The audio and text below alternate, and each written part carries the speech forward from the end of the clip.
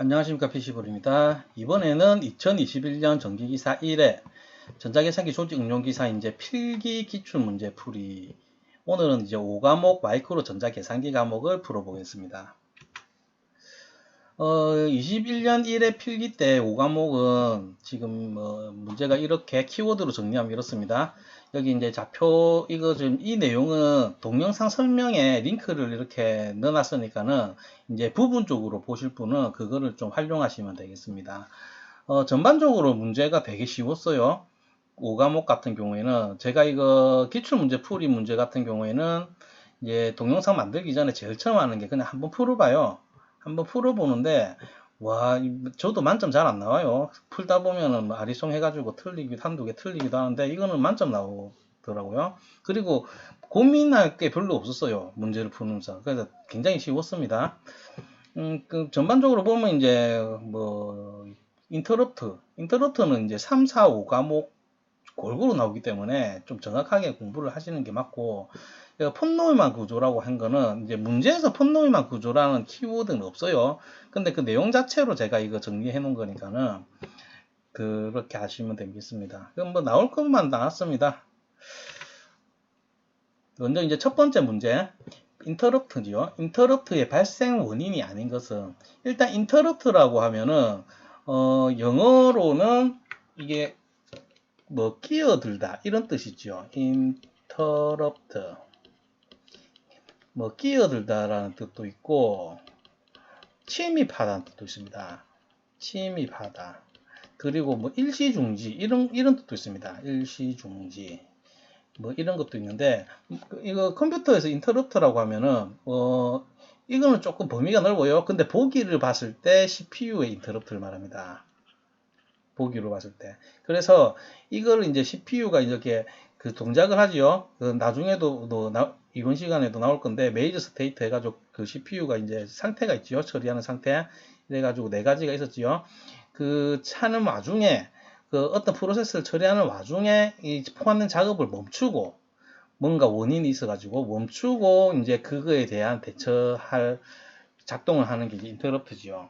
그래서 인터럽트에 대해서 좀 더 자세히 좀 보면요. 여기서 인터럽트는 이제 CPU가 계속 플래그를 검사하고 있는 게 아니고, 그 플래그가 세트되면은, 여기서 플래그라고 하면은 FLAG 이제 깃발을 말하지요. 보면은 이제 중세시대 이제 전쟁 영화 같은 거 보면 이제 그 용주 아니면 그 가문을 상징하는 표야 그 문양이 있는 이제 깃발이 있고, 대표적으로 또 이제 백기를 든다. 하얀 깃발은 이제 항복을 의미한다든지 그런 거. 그러니까 본인의 이제 상태라든지 그런 걸 나타내는 그런 건데, 컴퓨터에서 플래그 변수하면은 보통 상태 변이를 좀 사용하는 용어로 많이 씁니다. 어쨌든 플래그가 세트가 되면 현재 수행중 프로그램이 중단되고 입출력 정성을 수행할 수 있게 하는 것인데, 이 인터럽트 분류, 이건 이제 원인의 분류입니다.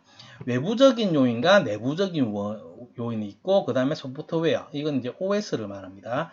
그런데 이 소프트웨어가 이제 내부로 분류되고 있는 책도 있고, 어쨌든 그건 중요한 게 아니고, 읽어보면은 뭐 뻔합니다. 그 외부적인 요인은 이제 입출력 장치에 의해서 이제 호출이 되는 경우고, 그 다음에 타이밍 장치, 그 다음에 전원 있습니다. 타이밍 장치는 뭐냐면은 명령이 이렇게 실행이 됐는데 이렇게 대기 기간이 굉장히 오래 걸리는 것, 그런 걸 말해요. 개성하는데 이게 무한정으로 대기 상태로만 있으면은 그 시스템 사용할 수가 없잖아요.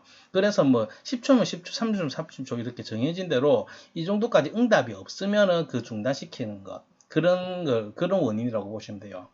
예를 들어서 이제 USB, 우리가 흔히 쓰고 있는 USB를 이제 꽂아 놓고 거기에 복사를 한다든지 그 드린다든지 하는 와중에 그 읽어 드리려고 이렇게 눌렀는데 이게 이제 응답이 한참 없다. 그럼 그건 영원히 멈춰 있잖아요. 그러니까 그런 걸 방지하기 위한 겁니다. 그렇게 하시면 됩니다. 전원은 이제 전원에 관련된 문제고. 그다음에 내부는 이제 불법적인 명령어나 데이터 이런 걸 이제 트랩이라고 하는데, 하나만 예를 들면은 이거 설명할 때마다 드는 얘기지만은 이게 대표적인 거기 때문에 A 나누기 B 이런 식을 이제 수행하는데, 이제 B 값이 0이 돼버리면 이건 연산 자체가 불가능하죠. 뭐 이런 걸 말합니다. 그 다음 소프트웨어적인 건 이제 슈퍼바이저 콜. 운영 취재 때 공부하실 때 나오는 용어지요. 슈퍼바이저 콜은 이제 감시하는 거라고 생각하시면 됩니다. 커널에서. 그래서 지금 여기 이제 벡터 인터럽트에 대한 설명 같은 경우에는 나중에 그 관련 문제가 나오기 때문에 이걸 다시 보게 될 겁니다. 발생 원인이 아닌 것은 1번 이제 전원 이상 이제 맞지요? 전원 관련된 거. 서브 루틴 수행 이거는 조금 바로 제낄 수는 없어요, 솔직히. 조금 이따 설명해 드리고, 일단은 이거 제끼고, 입력 데이터의 오류, 이거는 이제 내부적인 요인이죠. 맞고, 오버플로우 발생, 이것도 맞습니다. 서브 루팅 수행은요, 이거를 조금 공부를 좀 많이, 좀 흐름을 아시는 분은 조금 고민은 가고, 이제 보기를 4개 다 읽어보면 이제 2번을 찍을 수 있는데, 서브 루틴은 이제 보통 인터럽트가 그렇습니다. 수행 중에 멈췄을 때 인터럽트가 발생해서 멈췄을 때 그 인터럽트의 발생 원인에 따라서 또 뭔가가 실행이 됩니다. 이게 이제 그냥 일반적인 프로그램에서 서브 루틴 호출하는 거하고 비슷해요. 비슷하기 때문에 그건데 이제 인터럽트의 발생 원인은 아닌 거예요. 원인이 아니라 이거는 결과입니다. 서브 루틴 수행은. 그래서 답은 2번이 됩니다. 2번. 그 다음 이제 82번. 주기억 장치에 기억된 프로그램의 명령을 해독해가지고 그 명령 신호를 각 장치에 보내 명령을 처리하도록 지시하는 것은 이것도 굉장히 쉬운 문제인데 일단은 이제 컴퓨터의 구조를 보면요. 이제 폰 노이만 구조를 보면은 폰 노이만은 이제 좀 뭐 굉장히 똑똑한 사람입니다. 아인슈타인과 동급입니다. 굉장히 천재고 이 사람이 이제 40몇 년도에 발표한 이 컴퓨터 구조가 지금 또 컴퓨터들이 다 이 구조를 따르고 있습니다. 그 정도로 굉장히 천재인 사람이고 일단 폰 노이만 구조를 대략적으로 살펴보면은 이제 CPU, 그 다음에 입력 장치, 출력 장치, 그 다음에 메모리 장치, 그 기억 장치죠. 뭐 이렇게 되어 있는데 여기서 이제 CPU 안에 있는 이제 컨트롤 유닛 아까 ALU를 살펴보면요. 이제 제어 장치 컨트롤 유닛은 이제 하는 역할이 그 요구되는 마이크로 연산을 연속적으로 수행하게 하는 신호를 보냄으로써 명령어를 수행하는 역할을 하는 게 이제 제어 장치고 그러니까 수행하게 신호를 보내는 걸 역할을 합니다. 그다음 레지스터 사이에 정보 전송을 감시하거나 ALU 다음에 볼 건데 ALU에서 수행할 동작을 지시하는 역할을 하는 게 이제 제어 장치고요.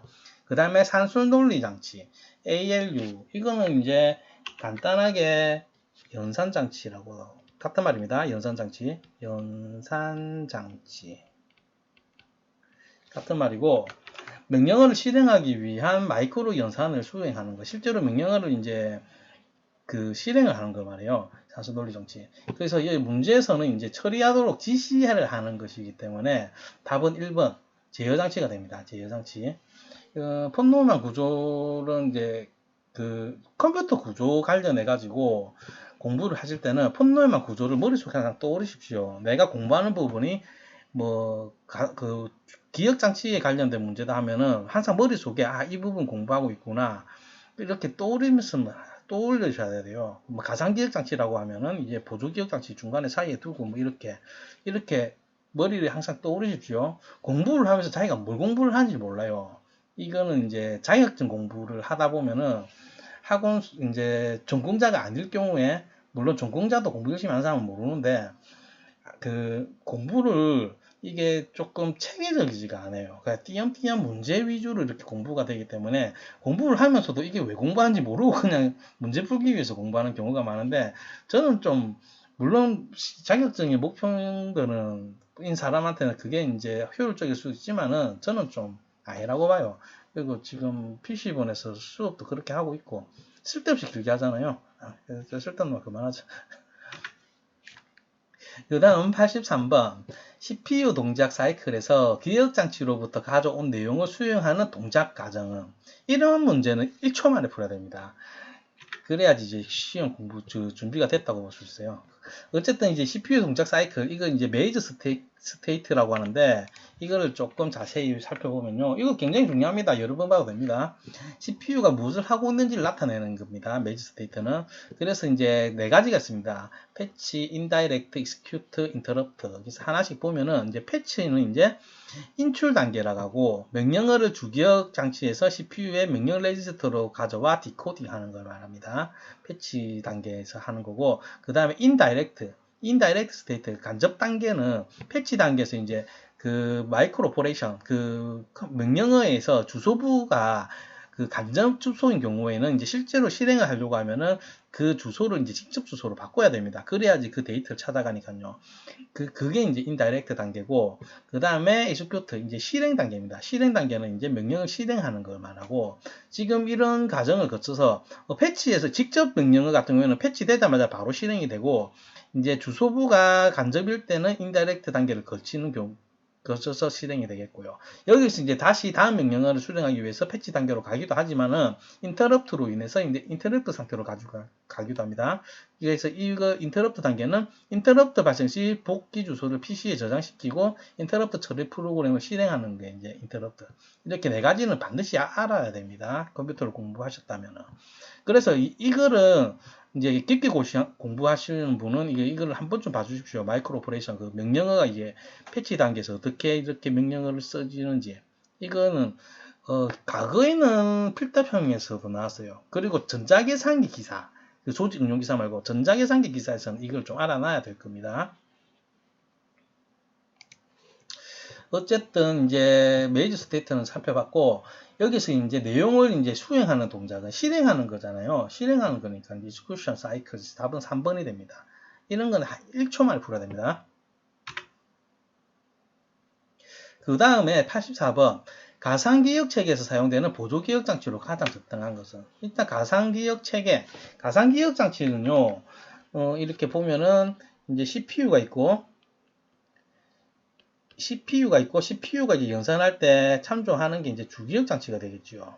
주기억 장치, 메인 메모리. 이 자료를 주고받고 하는데 주기억 장치의 용량은 이제 좀 작은 편이니까는 용량이 거대한 보조기억 장치. 여기에 있는 자료를 주기억 장치가 이제 그 CPU한테 내가 이거 다 갖고 있다 뻥을 쳐놓고 그 보조기억 장치를 사용하는 겁니다. 근데 CPU가 이제 요구를 했을 때 내가 안 들고 있다 여기는 있는데, 그러면은 여기서 이제 가져와가지고 이제 여기서 이제 CPU한테 넘겨주는 이런 게 이제 주기억 장치, 가상 메모리입니다. 이런 알고리즘이고, 여기서 이제 뭐 페이지 교체하는 알고리즘이란지 그런 건 운동체제 때 공부를 하셨을 거고, 이런 관점에서 이 보조기억 장치에서 이제 가장 적당한 것은 뭐냐, 그걸 묻고 있는 문제인데, 보조기억 장치 중에서 가장 빠른 걸 선택하면 돼요. 빠른 게 좋은 거니까. 그래서 보면은 1번 D램과 2번 마스크롬은 주기억 장치에서 사용되는 거라서 1번, 2번은 이제 바로 제낄 수가 있고, 3번에 이제 마그네틱 테이프, 이거는 자기 테이프, 그 다음에 4번에 마그네틱 디스크, 이거는 자기 디스크를 말하죠. 이 둘 중에서 빠른 것은 이제 당연히 4번이지요. 마그네틱 테이프, 이제 노래 테이프라든지 그런 거 보면은 얘는 이제 치명적으로 늦은 게 이제 데이터를 찾아가는 그게 시크 타임입니다. 탐색 시간이 굉장히 오래 걸려요. 탐색 시간이. 이게 이제 시크 타임인데, 노래 테이프 보면 이제 원하는 노래 이렇게 쭉 가려면 한참 감아가지고 그 노래 되면 이제 쭉 재생하고 그렇게 하잖아요. 근데 이제 마그네틱 디스크는 이제 플로피 디스크도 여기 해당되고요. 플로피 디스크라든지 그 다음에 하드 디스크도 여기 속합니다. 하드 디스크도 이제 마그네틱 방식이거든요. 그래서 이거는 이제 이게 헤드가 이렇게 쭉쭉 찾아가는 게 순차적으로 가는 게 아니고, 이거 테이프 같은 경우에는 순차적으로 가야 돼서 시크 타임이 오래 걸리는 거고, 이거는 조금 얘에 비해서는 굉장히 짧습니다. 헤드가 가서 바로 그 파일을 찾으니까는. 그리고 만약에 보기 중에 SSD가 있다 그러면 그게 답이 됩니다. 그게 더 빠르니까는. 그런데 요즘 하드디스크가 SSD만큼의 속도가 나오는 모델도 나오고 고가지만은 나오고 했기 때문에 그렇게 SSD가 끼어들면은 또 논란이 있겠지요. 그래서 뭐 안 나온 것 같아요. 어쨌든 이것도 굉장히 쉬운 문제입니다. 이번엔 85번. CPU가 입출력 데이터 종송을 메모리에서의 데이터 종송과 같은 명령으로 수행할 수 있는 입출력 제어 방식은 입출력 제어 방식에 대해서 알아보겠습니다. 입출력 제어 방식 좀 중요합니다. 종송 모드로 이렇게 보면요. 종송 모드는 이제 컴퓨터와 I/O 입출력 장치 사이의 데이터 종송은 여러 가지 모드로 나누어지는데 CPU를 중간 경로로 간주하는 것과 데이터를 직접 메모리로 종송하는 것들 뭐 이렇게 있습니다. 먼저 프로그램된 I/O는 컴퓨터 메모리 내에 쓰여진 입출력 명령어에 의해서 이루어지며 프로세서가 주변 장치를 끊임없이 감시해야 된다. 그래서 이제 주변 장치의 플래그 이거를 이제 상태값을 계속 감시를 하다가 하는 거죠. 한마디로 일단은 CPU의 부하가 큽니다. 프로그램화된 I/O는. 그 다음 인터럽트에 의한 I/O는 프로그램 제어하에 전송에 있어서 프로세서는 이제 입출력이 준비된 상태를 나타낼 때까지 프로그램 루프하에 머무르게 되는데 이런 과정은 프로그램의 시간을 낭비하게 되므로 인터럽트를 써서 방지할 수 있다. 그러니까 지금 방금 본 프로그램화된 I/O 같은 경우에는 CPU가 계속 그 상태를 감지를 하고 있어야 되는데 이거는 이제 인터럽트 기능을 사용해서 하다가 그냥 발생하면 끼어들게끔 이러한 인터럽트를 이용한 그 입출력 제어 방식입니다. 인터럽트에 의한 입출력이. 그 다음 이제 DMA는 이제 다이렉트 메모리, 그래서 이제 직접 메모리 접근. 이거는 이제 CPU가 중간 경로가 아니고 주기억 장치와 보조기억 장치가 이제 직접 액세스하는 건데 인터페이스는 데이터를 메모리 버스를 통하여 메모리와의 데이터 종송을 행한다.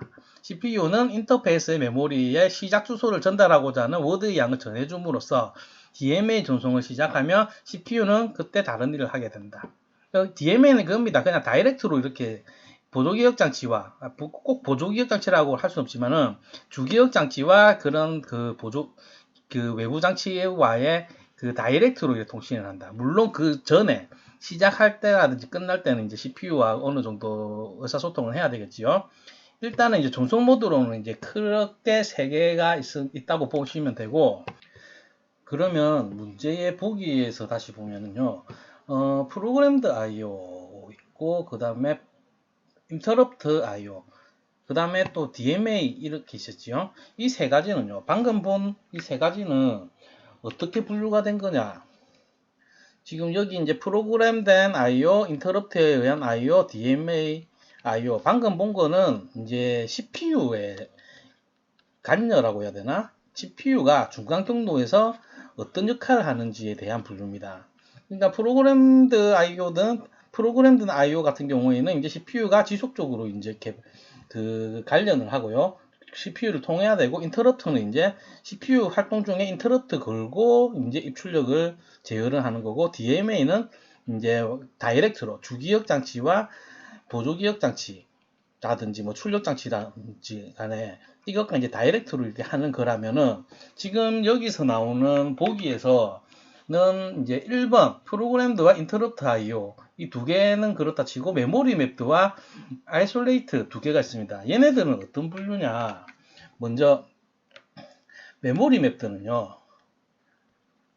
메모리 맵드 이것과 이제 아이솔레이트 이게 이제 뭐 고립된 이런 뜻을 가지고 있죠.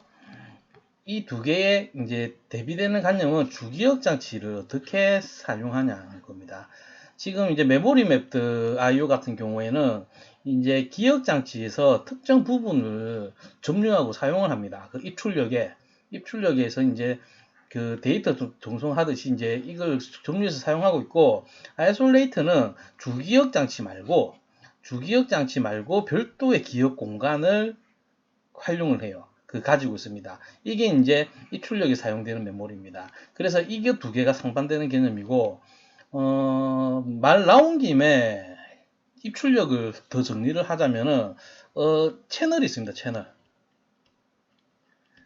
채널이 있는데, 그 이제 기본 이론 강의에 있는데, 방금 본 거는 이제 전송 모드에서 지금 이 화면에서 나온 3개, 프로그램된 I/O, 인터럽트에 의한 I/O, DMA 얘 같은 경우에는 CPU를 중간 경로로 사용하는지 간여를 하는지에 대한 분류가 되겠고, 지금 메모리 맵드와 아이솔레이트 이거 같은 경우에는 이제 주기억 장치를 사용하냐 안 하냐, 이거 안 할 수도 있고요. 아이솔레이트가 이제 이것도 세부적으로 들어가면 종류가 다양한데 주기억 장치를 사용하는 경우도 있어요. 그 마치 커널처럼 운영체제에서 커널 있잖아요. 그 운영체제 권한이 있어야만 접근하는 마치 커널처럼 특정 공간을 사용하는 경우도 있어요. 그런 특별한 경우도 있고, 그 다음에 아니면 보통 별도의 기억 공간을 활용하는 게 이제 아이솔레이트고, 주기억 장치를 같이 사용하는 게 이제 메모리 맵드가 됩니다. 그 다음에 이것과 다르게 또 채널이 있습니다. 채널 같은 경우에는 완전히 따로 있습니다. CPU가 아니고 프로세서가 따로 있어요. 프로세서가 따로 있고, 그 채널 같은 경우에는 더 깊게 종류가 많습니다. 이 부분은 또 채널도 중요해요. 이번에 최근에 필답형에서도 채널 문제가 나오더라고요. 아무튼 채널 부분은 다음에 기회 있을 때 자세히 또 설명할 기회가 있으면 제가 다시 설명을 해드리고, 지금 봤을 때 지금 문제에서는요, 여기 문제에서는 메모리에서의 데이터 전송과 같은 명령으로 수행할 수 있는 것은 바로 이 메모리 맵도 말합니다. 이게 이제 다른 데이터와 같이 사용하고 있습니다. 입출력에 관련된 그 주소 정보라든지 그런 것들이. 그래서 답은 2번이 됩니다. 입출력 제어 방식, 이 IO들이 종류가 되게 많은데요. 분류를 어떤 기준으로 분류를 했는지, 그거를 좀 잘 따지셔야 돼요. 한 번 더 말씀드리면은, 이제 CPU가 이제 중간 경로로 사용되느냐, CPU로부터 어느 정도 독립적이냐에 따라서 프로그램된 IO, 인터럽트에 의한 IO, DMA, 이렇게 세 가지가 있고, 그 다음에 이제 주기억 장치를 사용하냐, 안 하냐에 따라서 이제 메모리 맵드와 아이솔레이트 이렇게 나눠지고, 이것과 완전히 별도로 프로세서마저 따로 가지고 있는 게 이제 채널입니다. 그 다음에 86번 다음과 같은 명령어는 어떤 명령의 형식인가? 기본적으로 컴퓨터 명령어 마이크로 오퍼레이션은 이렇게 한다고 어셈블리에 말하죠. 두 부분이 나오죠. OP 코드와 그 다음에 오퍼랜드로 나누는데, 지금 여기 같은 경우에 지금 예시가 두 개겠죠. 이거는 MUL, 이거는 이제 곱하는 명령어고, 이거는 이제 덧셈이죠, 애들.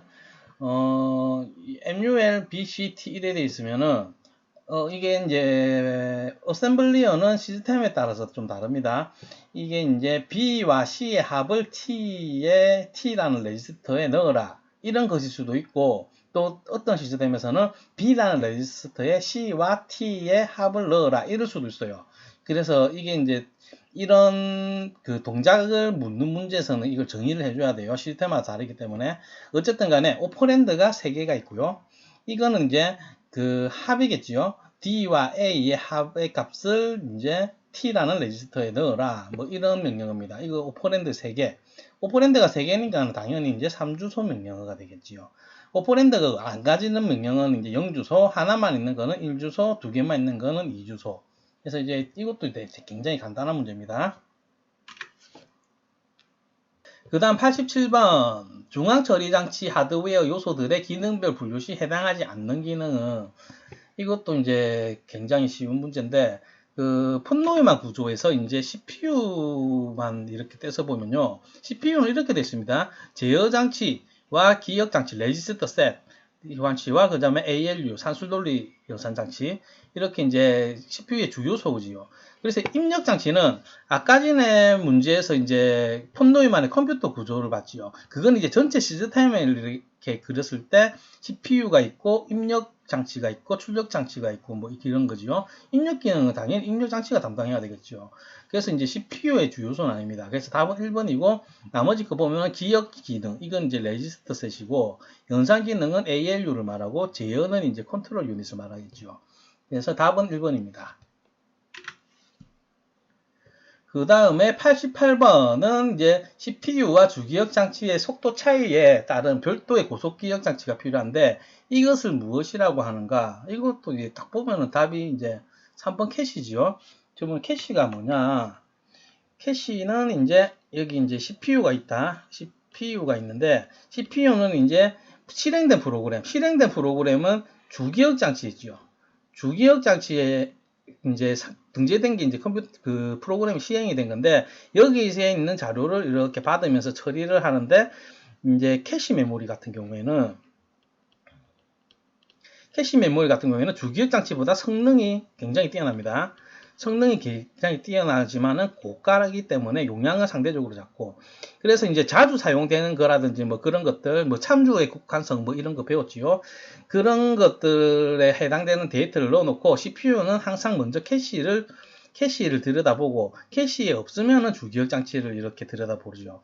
그게 캐시의 기능입니다. 그래서 이 문제 답은 이제 3번이 되겠고 지금 이제 MAR 같은 경우에는 메모리 어드레스 레지스터가 되겠습니다. 메모리 주소를 기억하는 레지스터를 말합니다. MBR은 메모리 버퍼 레지스터. 메모리 버퍼 레지스터. 메모리 버퍼, MBR은 이제 메모리 버퍼 레지스터. 버퍼는 이제 논리 회로 때 그냥 이게 통과하는 걸 말하지요. 그러니까 데이터를 전송할 때 일시적으로 기억하는 장소를 레지스터를 말합니다. MBR은.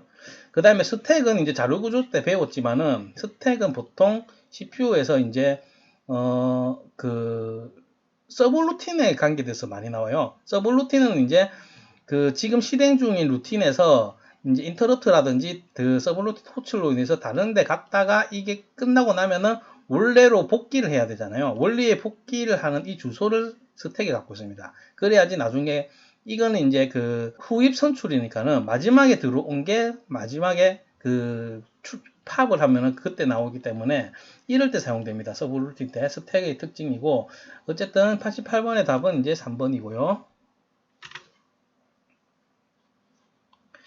그 다음에 89번. 89번은 서브 루틴 호출이나 인터럽트 서비스와 같은 동작 후에 되돌아가 주소를 저장하는 것은 아이고 방금 설명을 다 해버렸네요. 스택을 말하죠. 스택.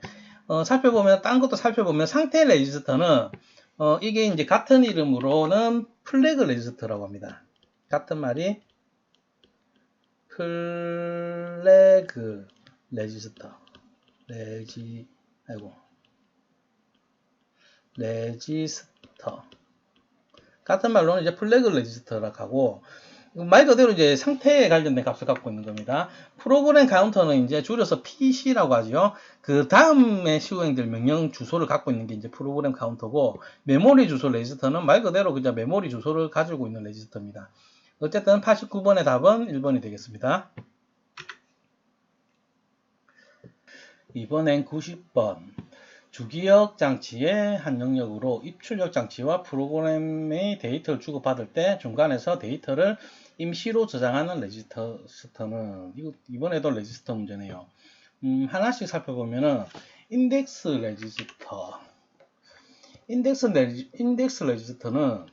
레지스터는 이제 데이터가 들어가 있는 주소, 데이터가 저장되어 있는 주소를 가지고 있습니다. 주소가 저장되는 레지스터고 그 다음에 베이스 레지스터는 명령의 시작 주소가 적혀 있습니다. 명령의 시작 주소를 저장하고 있고 주소 그 다음에 시프트 레지스터는 이제 시프트 연산 아시죠? 자리 이동하는 레지스터라고 보시면 됩니다. 시프트 연산 다 아시죠? 이렇게 11001 해서 라이트로 시프트를 하면은 한 칸씩 당겨져서 0, 0, 1, 1, 0 뭐 이런 식으로 이제 한 칸씩 다 당겨지는 거. 이는 시프트 연산이고 버퍼 레지스터는 이 문제 답입니다. 버퍼는 말 그대로 이제 통과하는 거. 지금 문제에서 이제 정의를 해주고 있죠. 주기억 장치의 한 영역으로 입출력 장치와 프로그램이 이제 데이터를 주고받을 때 중간에서 데이터를 임시로 저장하는 거. 그러니까 논리 회로에서의 버퍼처럼 그냥 통과하는 중간에 이제 그냥 임시적으로 저장하고 있는 레지스터라고 생각하시면 됩니다. 이번에는 91번. 주소 지정 방식 중에서 기억장치에 가장 많이 액세스해야 되는 방식은 뭐냐? 이렇게 묻고 있습니다. 주소 지정 방식은요, 굉장히 중요합니다. 필기에서 이제 1과목, 2과목, 3과목, 4과목, 5과목, 5과목 전체에 두루두루 이제 묻고 있고요. 그 다음에 실기 필답형에서도 묻고 있고, 이게 전반적으로 중요한 개념이기 때문에 얘는 이제 정확하게 아셔야 되고, 여러 번 설명드렸어요. 일단은 직접 주소 지정 방식은 이제 명령어가 있으면은 이제 OP 코드가 들어가고 뒤에 이제 오퍼랜드가 이제 주소가 여기 뭐가 값이 있겠지요. 이 값이 그러니까 이게 OP 코드 이게 오퍼랜드일 때 여기에 있는 들어있는 값이 이제 직접 주소가 들어가 있습니다. 주소가 들어가 있는 거고 간접 주소 지정 방식은 예를 들면 C 언어에서의 포인터 개념입니다. 여기에 간접 주소 지정 방식은 이제 여기에 있는 값에 있는 여기 주소로 가고 있는 이 값이 주소입니다. 주소고 상대 주소 지정 방식은 연산이 좀 들어가요. OP 코드에서 대표적으로 예를 들면은 배열이 있습니다. 배열 같은 경우에는 만약에 A10 이렇게 배열이 선언되어 있다. 그러면 A는 지금 이것과 같지요. A의 0. 첫 번째 그러니까 배열 A의 시작 주소를 말하지요. 그래서 여기서 이제 만약에 플러스 1을 하면은 얘는 이제 A 1의 주소가 같아지고 이런 식으로 2가 되면은 2, 3이 되면은 3 이런 식으로. 그래서 어느 특정한 위치에서 플러스 알파입니다. 이게 이제 상대 주소 지정 방식이라고 생각하시면 되고 인덱스 주소 지정 방식은 인덱스 주소를 가지고 있는 레지스터가 있어요. 레지스터가 있는데 이 인덱스 레지스터 안에 있는 내용이 이제 주소입니다. 이거를 참조하는 게 인덱스 주소 주소 지정 방식입니다. 그래서 얘는 여러 번 설명을 드렸기 때문에 그걸로 정확하게 공부를 하시고요. 이해를 돕기 위해서 필답형 문제를 하나 가져왔습니다. 실기 필답형 문제. 이 문제를 한번 보면 더 이해가 잘 될 수가 있어요. 이 문제는 이제 메모리에 기억된 내용이 아래와 같을 때 어셈블러 명령 LDA 100이 실행되면은 다음 주소 지정 방식, 이 세 가지 주소 지정 방식에 따라 실제로 처리되는 데이터는 무엇인가 해서 먼저 이제 즉시 주소 지정 방식. 즉시 주소 지정 방식은 다른 말로는 즉치입니다. 즉시 치환한단 말이에요. 그래서 지금 여기 LDA 100 이 명령어가 있다. LDA 100은 이거는 데이터를 이제 로드해라 말이 그런 명령이거든요. 이 100 자체가 값입니다. 값이 바로 데이터를 말하죠. 주소가 아니고 값입니다. 바로. 그래서 이제 가에서 이 문제에서 처리되는 데이터를 물으니까는 가의 답은 100이 되고 그 다음에 직접 주소 지정 방식은 이제 얘가 이 100이 이제 주소가 됩니다. 주소가 되기 때문에 지금 이 명령이 실행이 되면 주소 100에 있는 값을 사용됩니다. 이게 사용된 데이터입니다. 그래서 나는 200이 되고요. 직접 주소 지정 방식. 그 다음 간접 주소 지정 방식이다. 간접 주소 지정 방식은 지금 얘는 이제 얘가 가리키는 곳의 주소입니다. 한마디로 LDA 100이다 하면은 얘가 가리키는 곳, 여기에 있는 이게 이제 값이 아니고 얘가 주소요. 얘가 주소. 그래서 이 주소 200을 찾아가서 여기에 있는 값이 데이터가 됩니다. 그래서 이게 간접 주소 지정 방식으로 사용할 때는 사용되는 데이터는 300이 됩니다. 자, 이런 식으로도 나오니까는 필답형에서 이거 주소 지정 방식은 좀 정확히 하십시오. 그냥 제가 지금 방금 말로 다 설명드렸잖아요. 말로 듣고 말로 외우지 마시고 반드시 사례를 보고요. 이론 강의에 보면 이제 모든 주소 지정 방식에 대해서 이제 예시를 들으면서 설명을 해 놓은 거니까는 개념이 안 잡히신 분은 반드시 알고 넘어가셔야 됩니다. 조직 응용 기사에서 이제 두루두루 나오는 부분입니다. 그 다음은 92번. 어떤 통신 선로의 전송 속도는 9600bps이며 한 개의 전송 문자는 8비트 데이터와 4개의 제어 비트로 구성되어 있다면 1초당 전송되는 문자의 개수입니다. 문자의 개수. 지금 이런 문제는 이제 개념만 알고 있으면은 그냥 산수 문제예요. 이 보면은 이제 BPS는 이제 비트 퍼 세컨드죠. 비트 퍼 세컨드.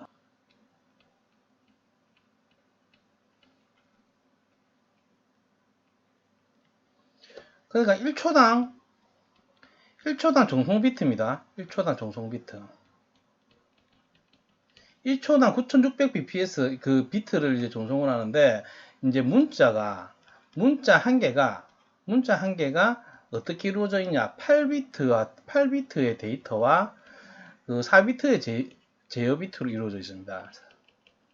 일단은 이 두 개가 합쳐서 문자 하나당 12비트란 말입니다. 이게 문자 하나당 12비트면은 지금 이거는 이제 1초당 정소되는 문자 개수니까는 1초당 9600bps니까는 9600비트를 전송을 할 거고 문자 한 개당 12비트니까는 문자가 몇 개다 알려면 이거 나눠주면 끝나는 거지요.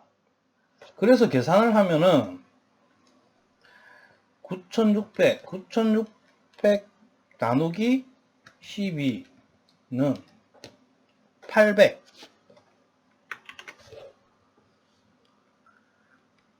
800이 되네요. 그래서 답은 2번이 되겠습니다. 이번에는 93번. 시스템 소프트웨어가 아닌 것은 이제 시스템 소프트웨어. 이제 소프트웨어는 이제 크게 시스템 소프트웨어와 그 다음에 응용 소프트웨어가 있죠. 응용 소프트웨어. 요즘에는 이제 응용 소프트웨어보다는 그냥 어플리케이션이라고 많이 부르고요. 어플리케이션. 간단하게 앱. 뭐 이렇게 많이 부르는데 시스템 소프트웨어는 이제 대표적으로 OS라든지 컴파일러 뭐 이런 것들이 있고 응용 소프트웨어는 그 외의 모든 것들입니다.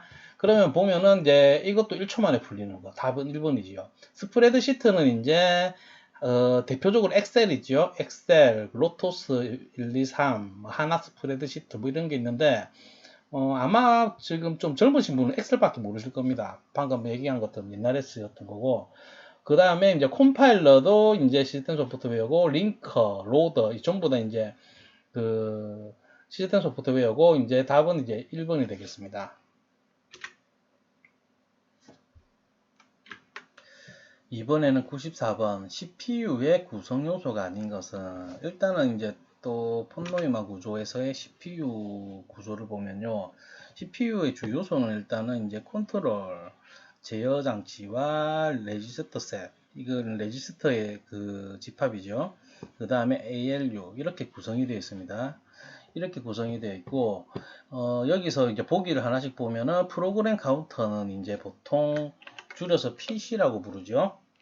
프로그램 카운터는 이제 보통 PC라고 부르고 이거는 이제 레지스터죠. 이것도 레지스터고 그 다음에 산술논리 연산장치 이거는 뭐 여기서 말하는 ALU 말하고 방금 그 PC도 레지스터이기 때문에 여기에 속합니다. 그 다음에 범용 레지스터도 당연히 레지스터 세트에 속하고 스택 메모리라는 것은 없습니다. 스택은 이제 자료 구조지요. 그러니까 메모리에 이게 레지스터든 주기억 장치든 보조기억 장치든 이제 저장하는 알고리즘이죠. 자료 구조. 그걸 말하고 스택 메모리라는 건 없어요. 어쨌든 간에 이제 아닌 것이니까 답은 4번이 되겠습니다. 이번에는 95번 절대 주소와 상대 주소에 대한 설명으로 옳지 않은 것은 절대 주소, 상대 주소 아까 전에 그 주소 지적 방식에 나왔던 그 개념으로 생각하시면 돼요. 보기를 한 개씩 보면은 절대 주소는 고유 주소라고도 부르고 맞습니다. 고유 주소라고도 부릅니다. 기억 장치에 고유하게 부여된 주소를 말한다. 절대 주소를 이제 코딩할 때 절대 주소를 쓰면 이제 물리적인 메모리 주소를 그대로 쓰는 겁니다. 그래서 이제 보통 이제 커널에 관련된 프로그래밍 코딩이 아닌 이상에는 실제로 배우는 입장에서는 잘 안 써요. 실제 그 절대 주소로 직접 코딩하는 경우는 별로 없을 겁니다. 그 다음에 2번, 어쨌든 1번은 맞는 말이고, 2번 절대 주소를 이용하여 기억 장치에 직접 접근할 수 있다. 이것도 맞는 말이고요. 상대 주소는 기준 주소를 필요로 하는 주소로 고유 주소로 변경되어야 기억 장치 접근이 가능하다. 맞습니다. 상대 주소는요, 일단은 보통 이게 예를 들면은 시언어에서의 예를 들면은 배열을 아까 예를 들었는데 배열이 제일 적당해요. A, 10 이렇게 선언이 되어 있고요. 뭐 정수형이라고 합시다. 이렇게 만약에 선언했다. 그 다음에 주소를 그걸 그냥 시언어에서 이 배열의 이름을 치면은 얘의 의미는 이제 그 배열의 시작 주소잖아요. 그러니까는 A0. 이게 이제 이런 의미거든요. 이게 이런 의미인데 이제 여기서 이제 A 플러스 1을 하면은 얘의 의미는 얘가 됩니다. 여기서 A의 1 이렇게 되고 A 플러스 2는 이제 다 갖고 이게 2 뭐 이런 식으로 이렇게 돼서 여기서 말하는 이제 기준 주소가 이제 이거 시작 주소가 되는 거예요. 배열의 시작 주소. 배열이 이렇게 만들어지면은 이게 A0고 이렇게 있으면은 여기에 주소가 이제 기준이 되고 여기서 이제 플러스 1 플러스 2 이렇게 되는데 이게 이제 실행이 될 때는 이제 계산이 되겠지요. 계산이 돼 가지고 실제로 각각의 주소로 변경을 해야지 당연히 실행이 되겠지요. 그러니까 이게 이런 의미입니다. 그 고유 주소로 변경되어야 기억 장치에 접근이 가능하다 이 말이고 그 3번도 그래서 맞는 말입니다. 상대 주소는 기억 장치 접근이 쉽지만 기억 장치의 이용 효율이 떨어지는 단점이 있다. 이거 기억 장치 접근이 쉽다라는 말은 조금 애매해요. 누구의 입장에서인지가 중요합니다. 프로그래머 입장에서는 쉽습니다. 프로그래머 입장에서. 그래서 이제 아마도 프로그래머의 입장을 말하는 것 같고, 프로그래머 이제 그 일일이 이제 그 물리적인 주소를 직접 안 쳐도 되니까 이제 접근이 쉬운 건 사실입니다. 쉽고, 나머지 이제 컴퓨터에서라든지 이제 링크, 로더가 이렇게 하는 거는 뭐 사람이 하는 건 아니니까 접근이 뭐 시끄럽다. 그걸 어떻게 판단할지 모르겠지만은 프로그래머 입장에서 쉽고 그렇게 해석을 하더라도 뒤에 문장에서 프로그램 그 기억장치 이용 효율이 떨어지는 단점이 있다. 자, 상대 주소하면 대표적인 게 제가 그 배열이라고 했습니다. 배열. 그러면은 이제 이용 효율을 뭘 말할까요? 운영체제 때 배웠는데 그 메모리를 이렇게 넣는데 배열 같은 경우에는 이제 연달아서 쪼로록 서지요. 그래서 중간에 홀이 안 생깁니다. 그러니까 이제 못 쓰는 공간 이게 그 메모리가 이렇게 있으면은 여기 쓰고 여기 쓰고 뭐 여기서 중간에 있는 안 쓴 부분이 또 너무 작으면은 이게 이제 이거를 이제 메모리 홀이라고 하죠. 못 쓰는 부분. 그래서 이런 게 없어져요. 그래서 이런 면에서 효율이 좋습니다. 상대 주소를 사용하면은. 그래서 이제 이거는 이제 뒷부분이 틀린 말입니다. 그래서 답은 4번이 됩니다. 그 다음 96번. 시스템 동작 개시 후 최초로 주기억 장치에 프로그램을 로드하는 것은 이거는 딱 보면은 이제 영어 알면은 그냥 풀리는 문제인데 이니셜 프로그램 로드입니다. IP에 어셈블러 알고에 그 어셈블리어를 이제 기계로 번역하는 거고 리스팅 프로그램 같은 경우에는 리스팅 프로그램 이거는 이제 리스팅 프로그램이라고 하면 뭘 말하냐면은 우리 그 소스 자체를 말해요. 그 우리 그 시연 있잖아요.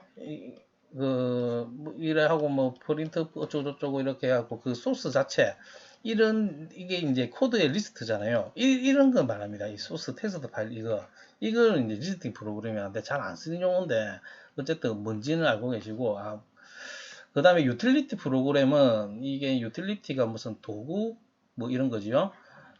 예를 들면은 이제 백신 V3라든지 이제 윈도우즈에 보통 많이 포함되어 있습니다. 지금의 윈도우즈에서는 많이 포함되어 있습니다. 백신이라든지 이제 디스크 관리 도구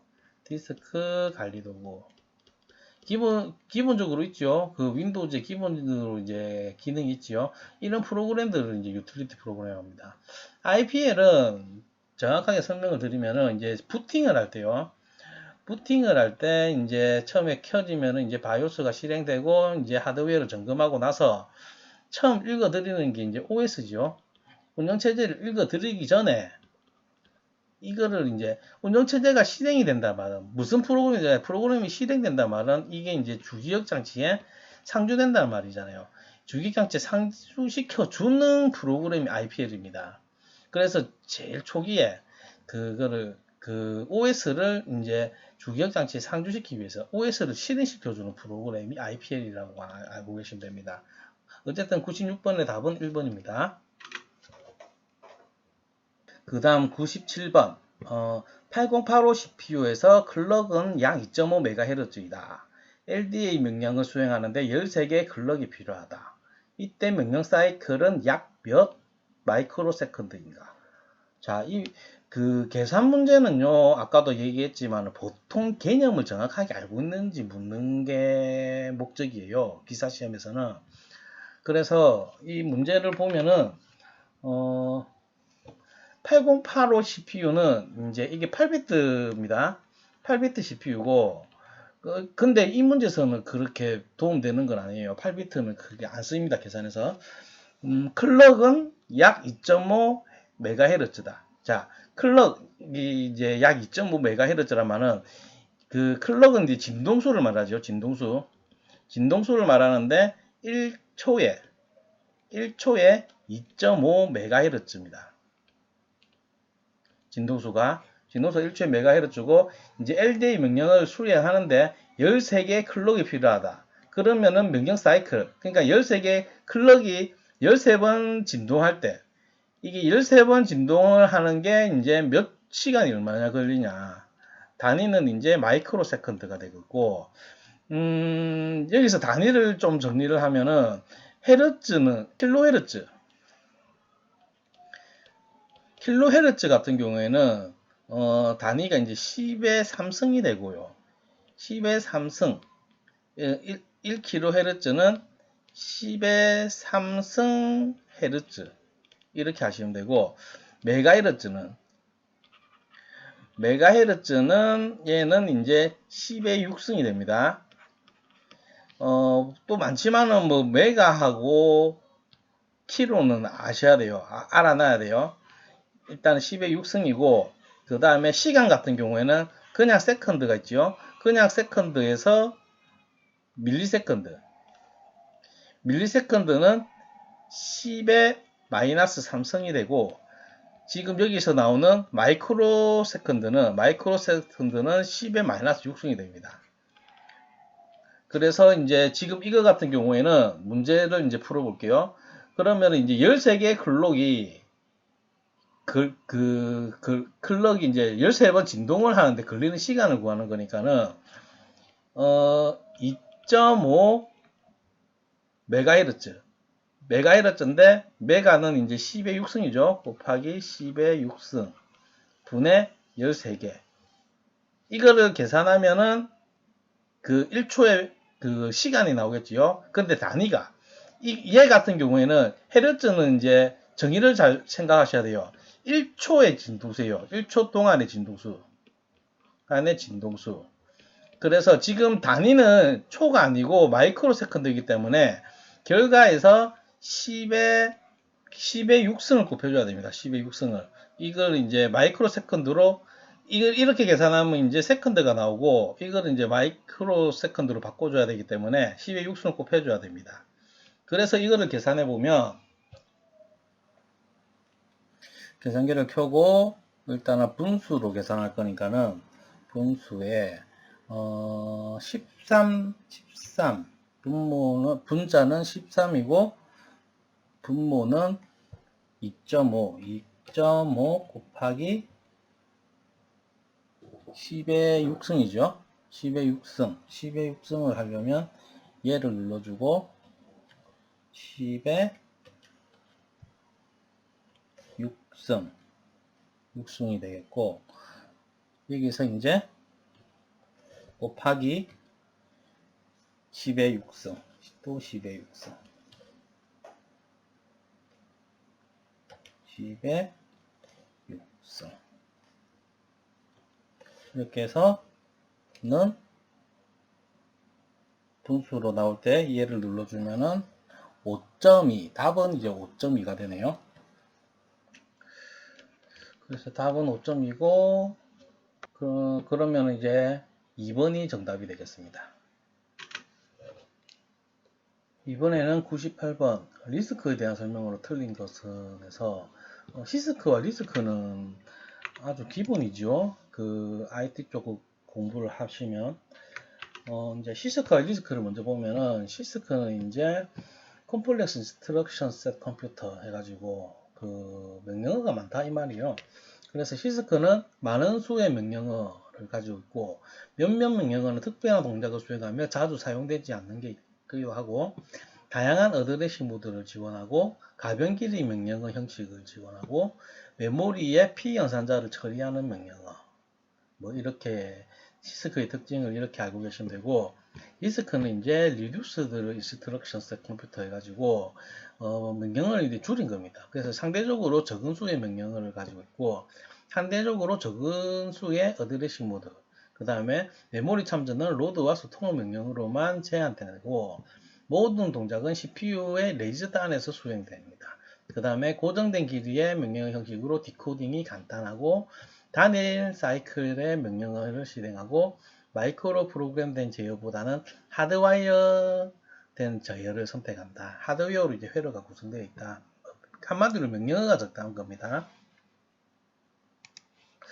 그래서 문제를 한번 보면은 틀린 것을 고르는데 리스크에 대한 설명으로 틀린 것은 시스크에 비해 명령어 형식이 다양하다. 리스크의 R은 이제 리두스에서 명령어가 적은 거지요. 그래서 답은 바로 1번입니다. 한번 읽어보면은 명령어 수행은 하드웨어에 의해 직접 실행된다에 맞고 대부분 제어 메모리가 없는 하드와이어드 제어 방식을 사용한다 맞고 컴퓨터에서 사용되는 명령어의 수를 줄임으로써 하드웨어를 단순화시키고 시스템 성능을 더욱 개선한 컴퓨터 구조 기술이다. 또 맞습니다. 그 다음에 99번 하드웨어적으로 인터럽트 요청 장치의 우선순위를 판별할 수 있게 해주는 방식은 하드웨어적으로 인터럽트 우선순위 요청 방법은 이제 데이지 체인하고 그 다음에 병렬 방식 그 두 가지가 있습니다. 우선순위 인터럽트를 한번 보면요. 일단은 이제 우선순위 인터럽트는 이제 동시에 여러 개의 인터럽트가 발생했을 때 그거에 대한 우선순위를 이제 판별하는 건데 소프트웨어적으로 처리하는 거는 폴링입니다. 폴링이랑 데이지 체인 두 개가 중요합니다. 일단 소프트웨어적인 건 폴링 이게 이제 빨간색이 키워드고요. 그 다음에 하드웨어적으로 것은 이제 데이지 체인은 이제 하드웨어가 이제 그겁니다.